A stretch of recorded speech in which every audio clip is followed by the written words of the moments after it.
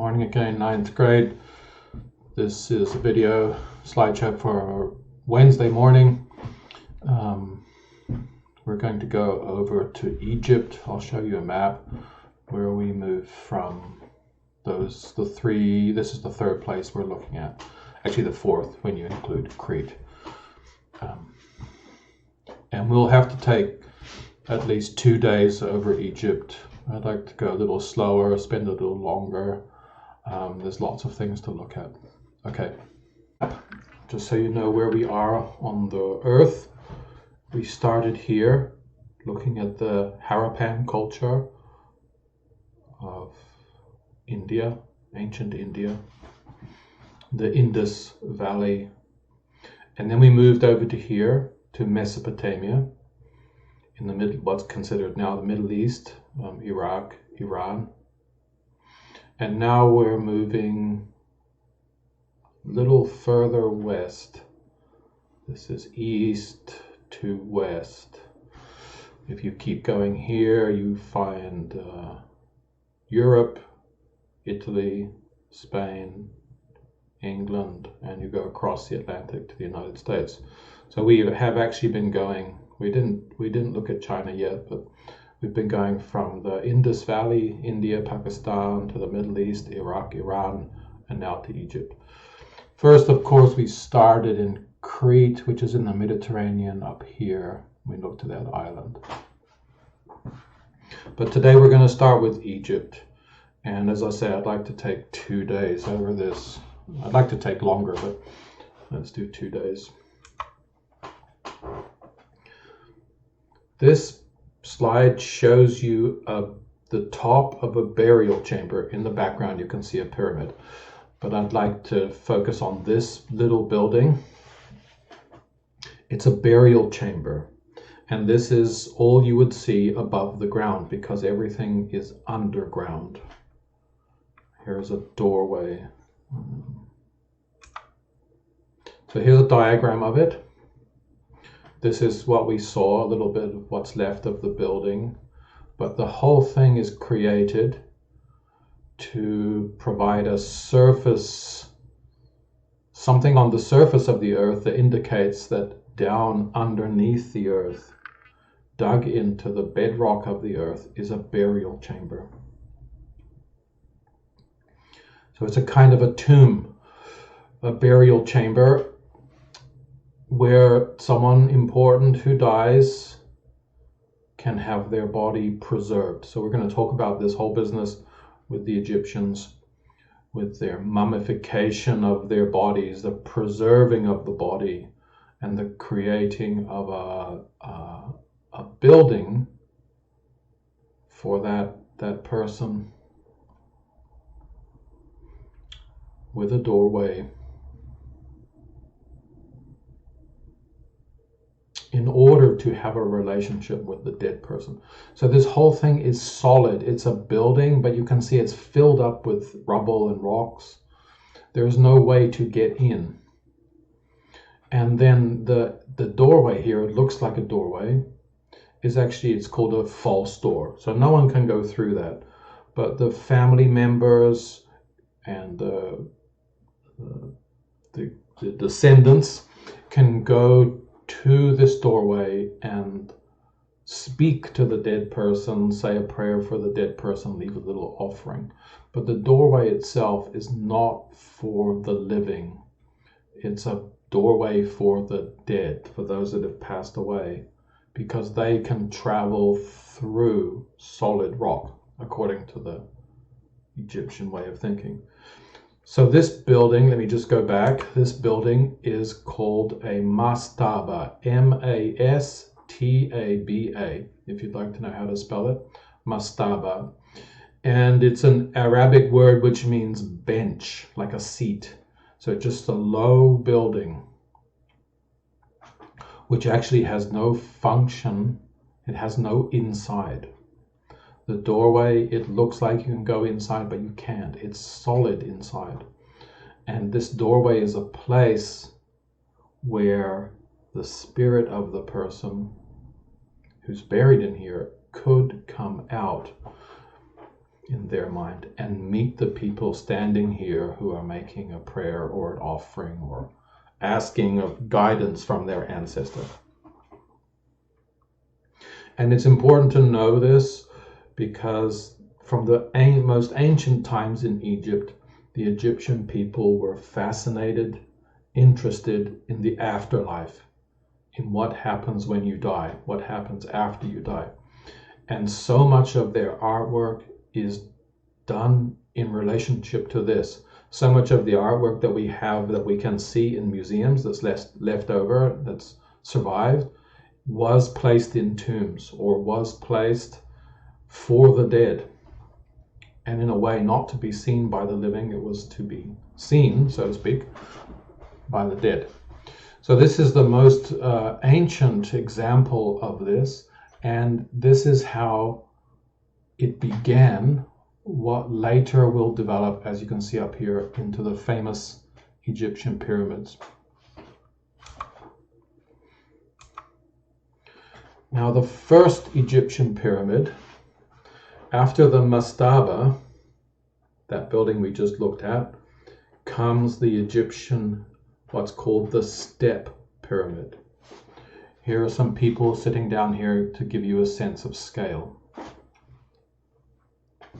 And you can see that this step pyramid is very similar in design to what we saw in Mesopotamia, the ziggurat.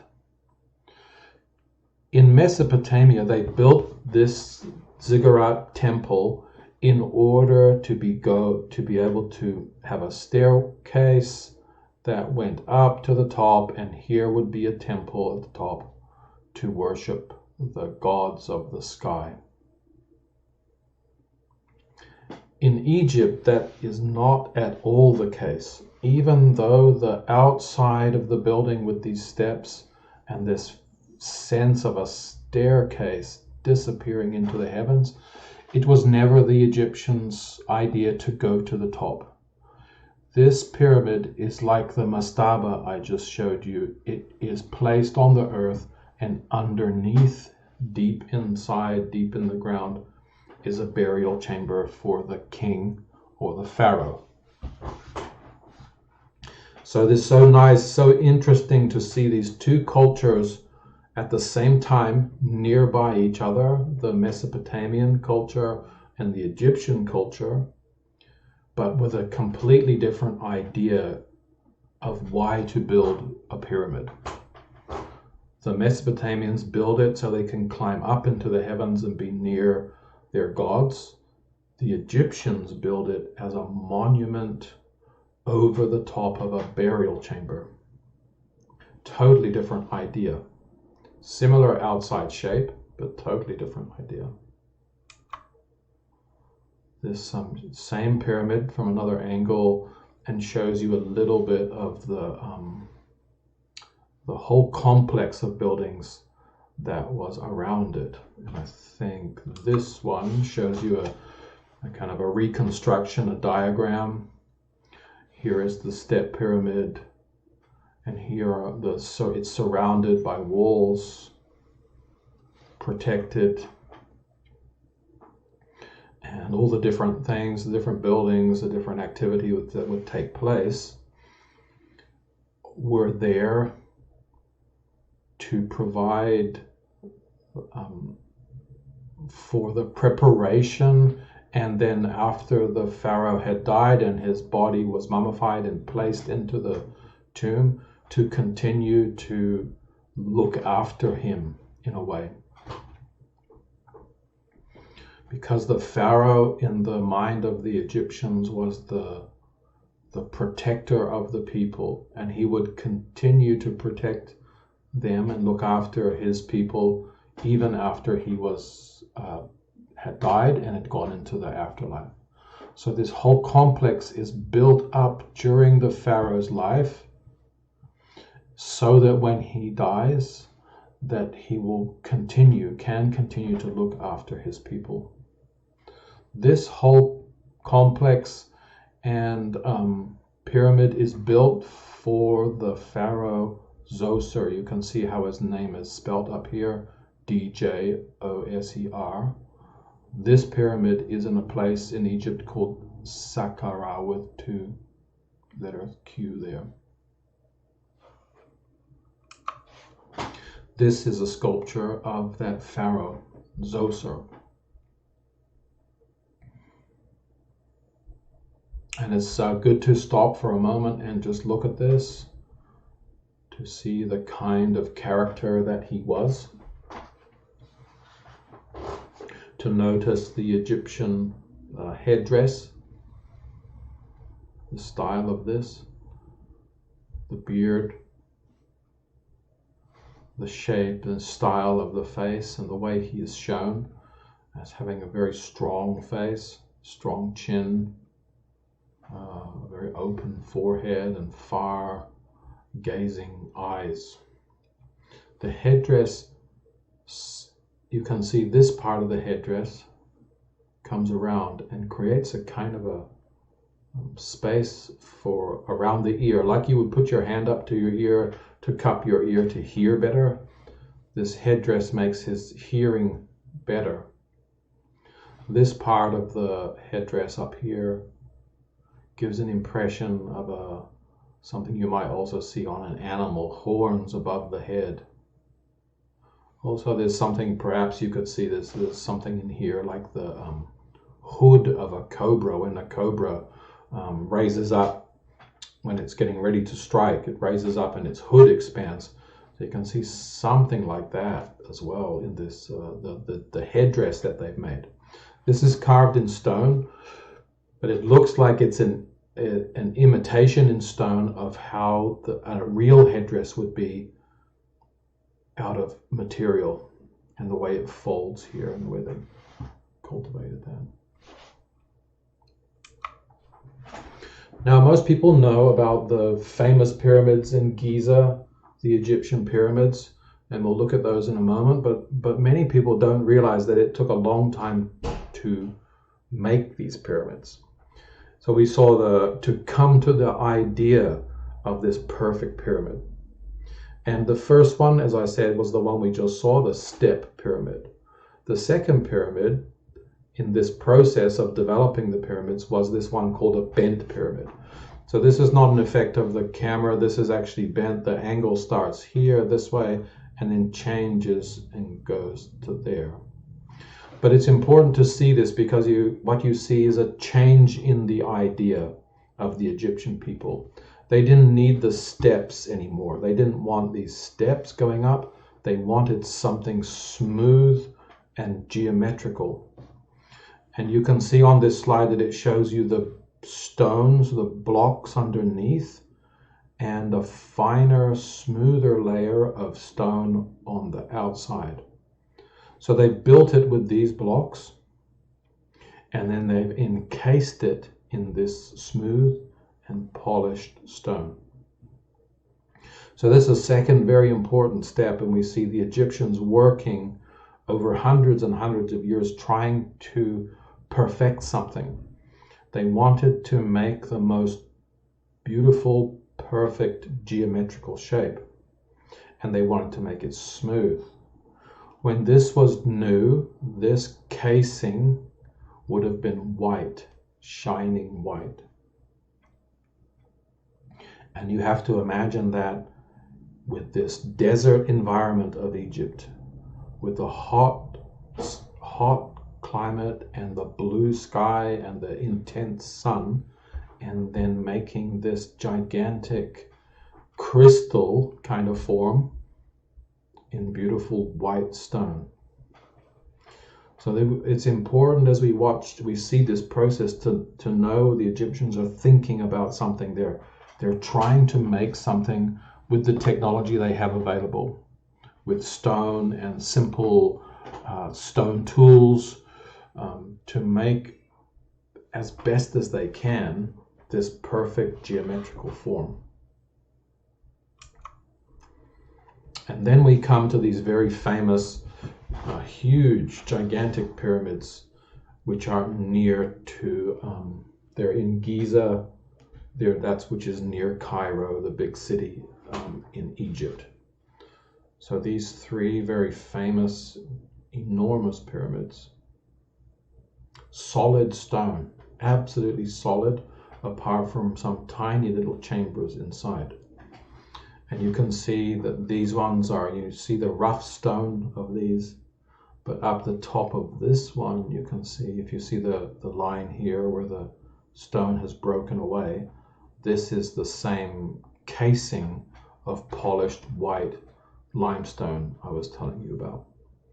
You can also see that there's a little bit flat spot up here. The tops of these pyramids, at the top was a smaller gold pyramid.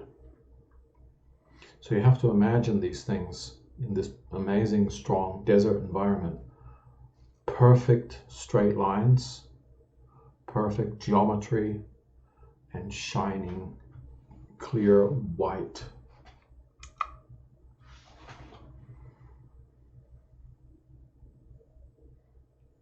And of course, such huge things interacting with the sun and the stars.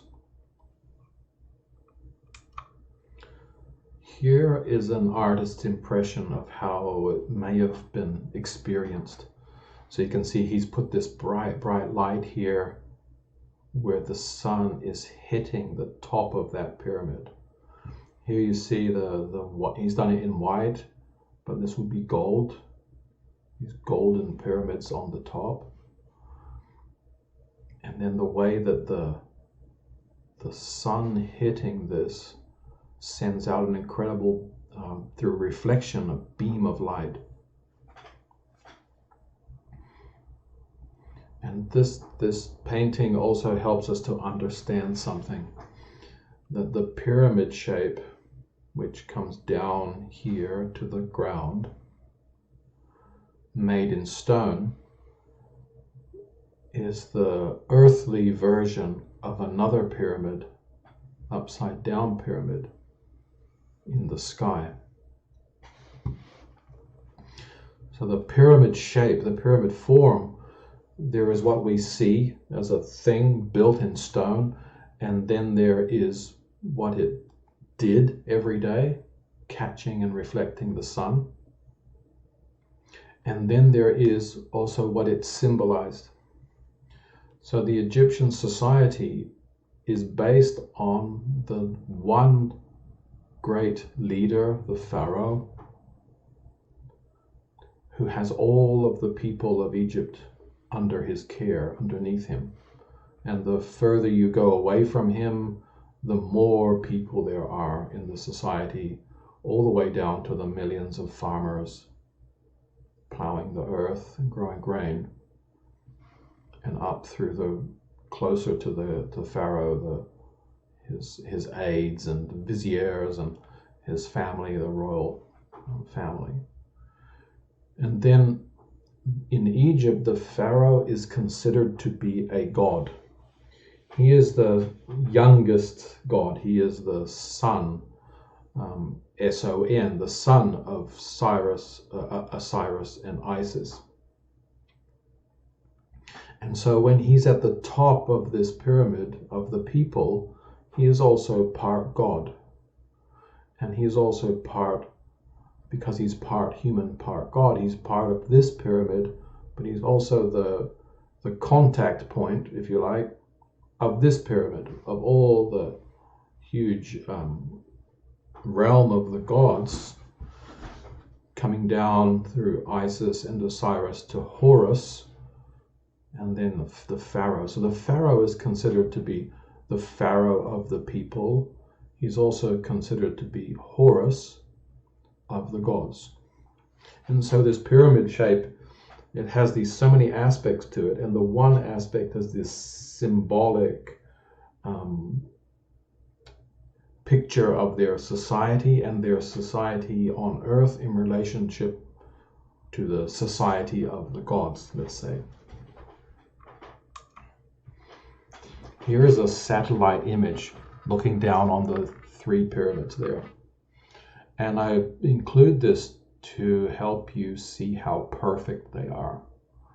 So this is done, 2500 BC, somewhere around that time.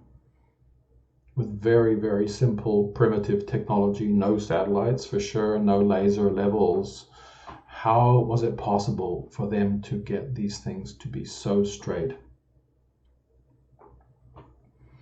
And then many people are interested because the way that these pyramids are placed on the ground, the spacing between them and their orientation has some relationship to the stars on the belt of Orion, the constellation in the sky. And we know that the Egyptians were fascinated to make relationships to certain stars and constellations. So the idea that they could build these perfect geometrical forms on the earth and they in some way capture the proportions of some stars in the sky. That's an amazing idea. I'd just like you to look down here on this satellite image, that you'll see here a temple or some building, the remains of a temple, and then a causeway. There's a straight line leading up to another building, which is the way in. So each of these temples, if you look on this satellite image, has something. This is all city now, it's all built up. But in the past, this was approachable by the Nile. So the bodies, the body of the pharaoh when he died would be brought to this temple and prepared, and then placed into the pyramid. You can see each pyramid has this, the remains of these causeways, these preparation, mummification temples, and the entranceway into the pyramid. Here you can see it, again an aerial photo, but showing you more clearly this, this would be the approach from the Nile. A barge would arrive with the pharaoh's body, enter into this temple complex where it would be prepared. All kind of magical processes the Egyptians did to preserve the body and therefore preserve the ability of the pharaoh's spirit to continue on. Here is the famous Sphinx you must have heard about, and this long straight line was built up. You can see still here some stonework, but it was a special passageway to pass through, and here was another temple complex at the base of the pyramid, and then to enter in. This is a diagram just to give you an idea about this temple, the size of it. Look how this diagram says it shrank 30 feet over time, but also this casing of the limestone, that's probably was lost. And then part of this whole magic of these pyramids is there were these passages which were misleading, that if there was always of course the idea was to preserve the body forever, and then the Egyptians wanted to make sure that no one could break in or rob it. They created this this shell of perfect polished shining limestone, and there should look like there was no way in. There's no flaw in the surface, and inside this is all solid stone apart from these little passageways. And then there were you could, if someone did find a way in, they could get lost and go down this way or go in this way or not find their way to the chamber. Another diagram just to give you an idea of how complex, how much work went into this. During the pharaoh's lifetime, the amount of work that went in to prepare for when he would die. This is the causeway I was telling you about. So here is the, as you can see, harbor. The barge would come up, an entrance, arrival place for the pharaoh's body, and then this amazing causeway. This was built up. You can see the way they've drawn it, cut away the stone. So this long straight causeway, and in the top a groove where the sun would shine in. So you can imagine this is a dark tunnel, straight, long, dark tunnel, and this beam of light that shines down through this groove in the ceiling. This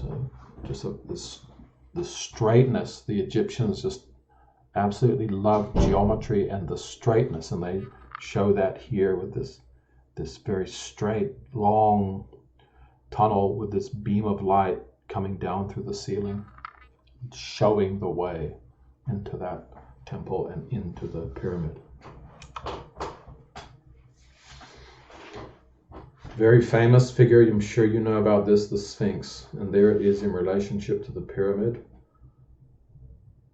I'd like to draw your attention to the angle of the headdress of the Sphinx and how that matches the angle of the pyramid. This one you can't see quite so clearly, but when you know that, then you can start to imagine the pyramid, that the headdress, the Egyptian headdress, has the way they formed it, and why they formed it like that, because it has something to do with this geometry. We find it up here. Find it here. And then the Sphinx is this magical creature from ancient Egypt. It has a human head. It has a lion's chest, a bull's body, hindquarters, and then it has the wings of an eagle. So this idea of the Sphinx, some magical combination of animal and human being, and has some power to it, more than human power.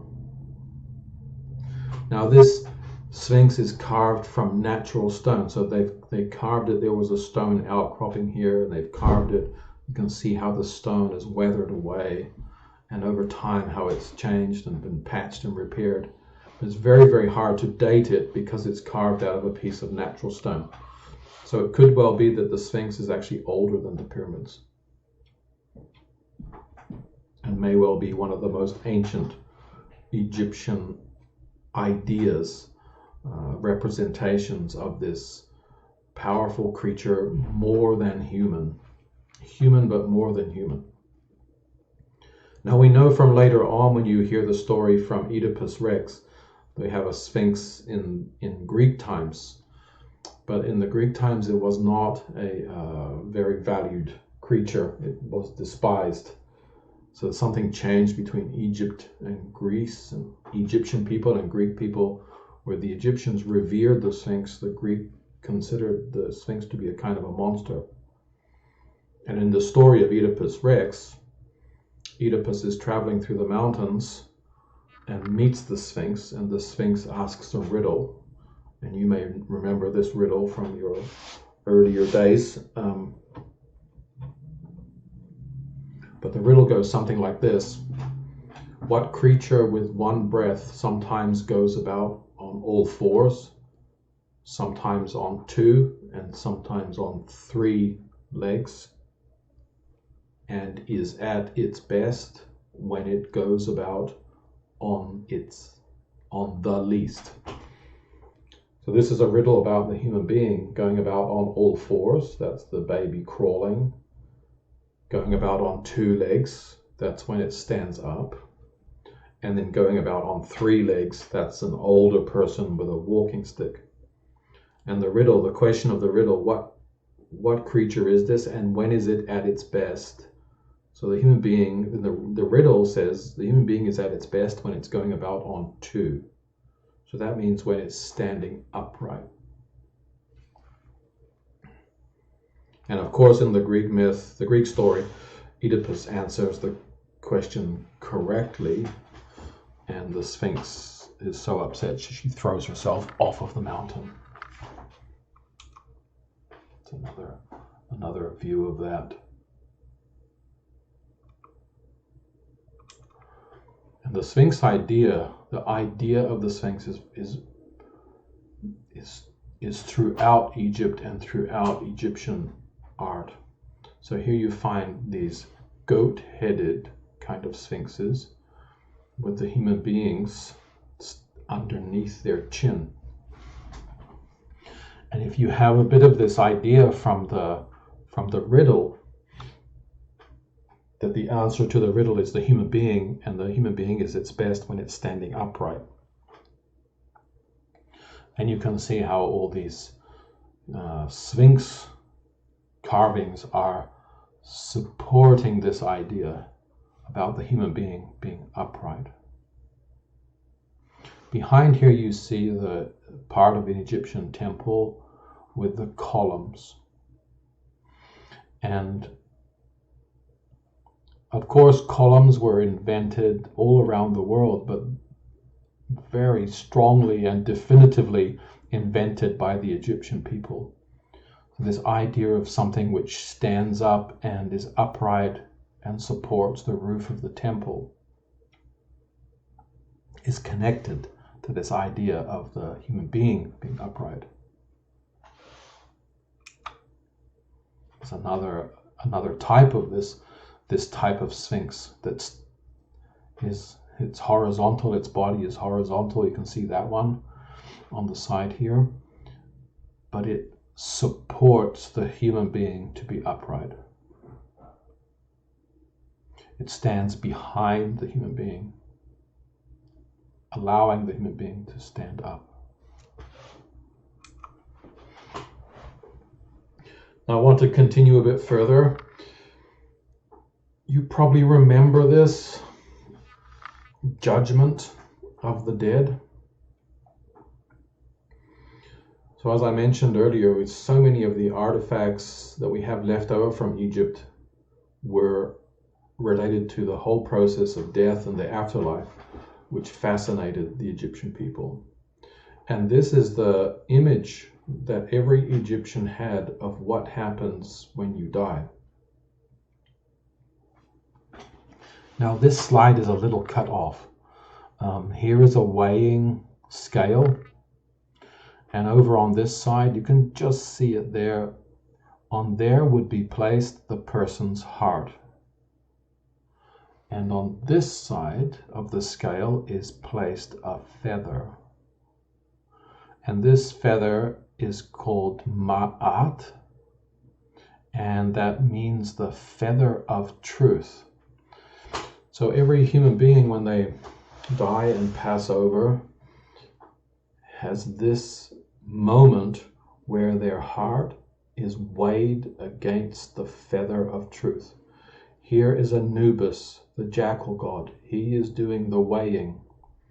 Here is Set, the kind of crocodile hippopotamus monster god, who will eat your heart if your heart is heavier than the feather of truth. Here is Thoth, the ibis god, who is recording everything. This is the person. Here is Osiris. Here is Horus, holding the Ankh, the symbol of life. It's a circle and a cross. Let me look at the next picture. This one shows the weighing, shows the whole thing. Here's the feather of truth. Here is the person's heart. This is the person. You can see this composite crocodile, leopard legs, hippopotamus back. It looks like this is the person. This may be their relatives. These are the people behind this wall who are still alive, watching with great concern. Here is the Ba, which is the spirit of this person hovering. This was the idea I mentioned way back when we looked at the cave painting with that little bird that suddenly appeared when that man was about to die, been charged by that buffalo. Here is the Egyptian idea of this man's spirit floating up here above him, watching. Up above are all the gods watching and recording, paying attention to this man's life. And the very, very careful weighing. So this idea of being judged when you pass away, that your heart being weighed, was an idea that Egyptian people believed very deeply and strongly, and affected what they did while they were alive. Every Egyptian wanted to pass through this process and continue into the afterlife with a good afterlife. And so that determined how they acted during life. They wanted their heart to not be heavier than this feather of truth.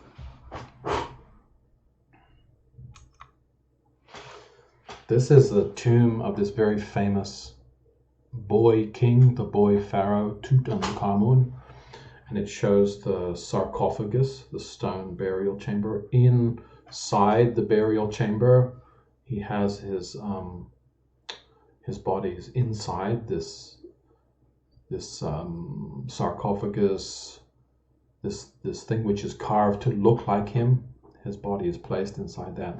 And then painted on the walls are these scenes of his life and his deeds to remind him who he is. So the Egyptians, this is called the kind of Book of the Dead.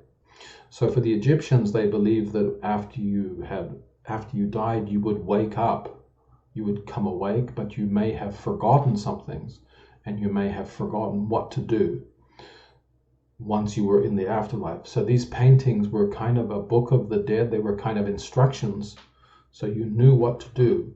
You knew how to navigate your way in the afterlife, so you could find your way through the trials and tests to come to the good place in the other world. This is inside another tomb. So you can see the paintings on the walls, but also sculptures representing that person. So that person, surrounding them in their tomb, are all these representations of themselves, portraits of them, so they remember who they are.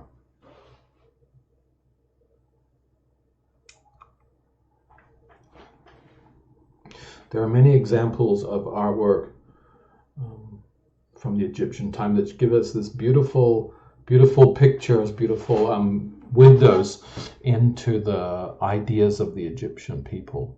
So here you see a man and his wife, a man and a woman together, going together into the afterlife. I'd like you to notice how they have their eyes set in the far distance. He's taking a step. She's supporting him. This is very typical. The Egyptians have these sculptures, have these things that they hold on to, which seems, it's not part of a wagon or a cart or something, but it's something they seem to always have, that this, I'm not sure if it's a stone or a piece of a bar of copper, or what is that thing, but you find this many, many times. They have this gesture of holding on to something. Here's another sculpture of a person in the kind of crouched, kneeling, sitting, but with the knees very close to the body.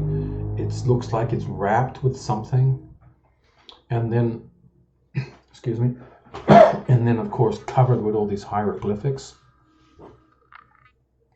But one thing to especially take a notice of is that the human being has kind of been placed into a cube, this geometrical form, the head sticking out.